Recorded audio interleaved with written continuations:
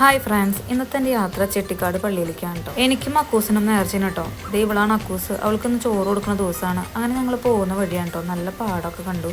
പിന്നെ നല്ല വെയിലാണ്. പെട്ടെന്നാണ് ഞാൻ നോക്കുമ്പോൾ 2 കുരു കണ്ടത്. പുതിയതാണ്, കുഴപ്പമില്ല. അതിനുശേഷം ഞങ്ങൾ ഫുഡ് കഴിക്കാനായി കയറി. മമ്മിക്കാണെങ്കിൽ ദേഷ്യം വന്നു തുടങ്ങിയിട്ട് ഫുഡ് വരാണ്ട്. നേരത്തെ പോയതുകൊണ്ട് നല്ല വിശപ്പുണ്ടായിരുന്നു. അങ്ങനെ ഞങ്ങൾ മസാല ദോശയാണ് ഓർഡർ ചെയ്ത്.